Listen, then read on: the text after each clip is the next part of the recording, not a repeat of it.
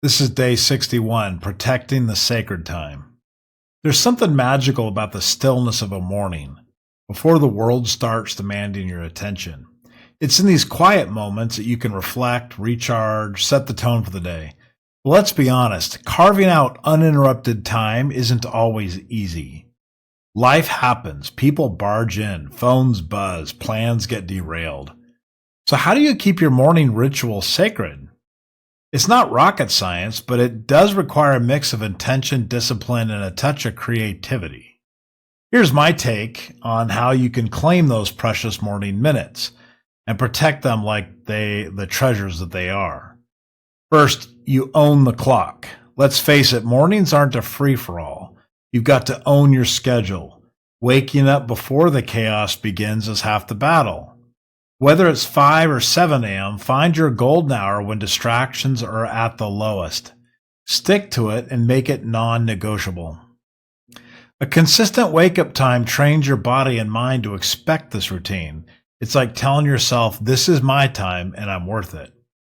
Second, the power of no. Setting boundary isn't just about telling others what they can't do. It's about teaching them to respect what you need. This is your sacred time. Let your household, coworkers, and anyone else who tends to hijack your mornings know, this is my quiet time. I'll check in with you after.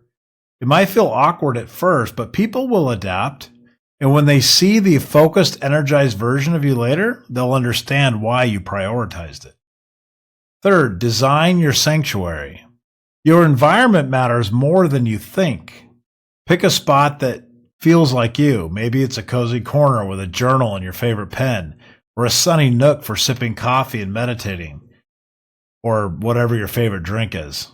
Come to think of it, I don't drink coffee. Why did I say that? Anyway, you can try anything you want, but find a nice place for sitting, relaxing, meditating, drinking your favorite drink, maybe even eating your favorite morning snack, whatever it is.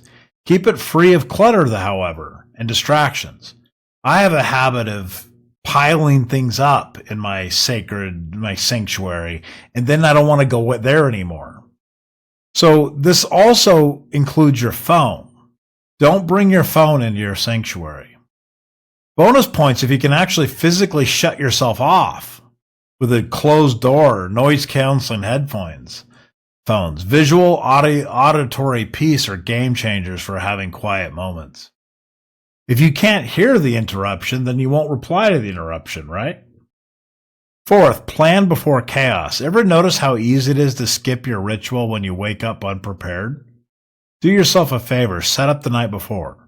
Lay out everything you need. Lay out your workout clothes, make sure your journal's in the right spot. Even, get your fruit, for those of you who drink coffee, get it ready. For those of you who drink tea, get that ready. For those of you who don't drink any of those things, get whatever it is that signifies to you it's morning time. I don't drink coffee or tea or things like that. But I do like to make sure that I have the water for the day already preset. So I start with my morning water that I drink. But I try to get enough water throughout the day, and it always causes me a massive amount of stress. So I like having that ready to go. Also, you can handle potential distractions in advance. If you get an email that's been nagging you, answer it before bed. Preempt your interruption so your morning isn't sabotaged before it actually starts. Fifth, put all tech on lockdown. Obviously, I'm a very pro-tech guy. I do it for a living. But mornings should be notification-free. Do not disturb. Silence all apps. Get rid of all the scrolling for later or never at all or not at all. If your phone tempts you too much, put it away. Charge it somewhere else. Sixth, small wins do add up. If it feels too hectic to carve out an hour every morning, just start with 10 minutes every morning. 10 minutes of journaling, 5 minutes of stretching, whatever. Build the habit, then gradually expand it later. The key is doing it consistently, even if it's a small step. Seventh, protect the sacred. Treat your morning ritual like an important meeting, because it is. It's a date with yourself, your priorities, and your future dreams. Once you start to view it as sacred, you'll find it easier to guard from interruptions. Also, adjust, don't just abandon. Things go awry. Just because you miss up a little thing doesn't mean you need to throw the whole thing out. Life will throw curveballs, kids, emergencies, late night work, deadlines. But here's the trick: flexibility without flakiness.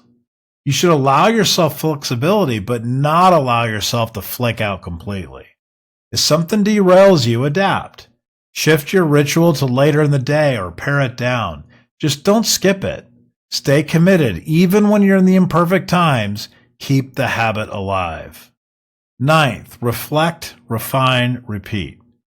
Take stock of what's working and what is not. Are certain distractions popping up all the time? Find ways to preempt those distractions. Are you loving the ritual you built? Lean into it even more. And don't forget to celebrate your wins. Every time you have an uninterrupted morning, consider that a major victory.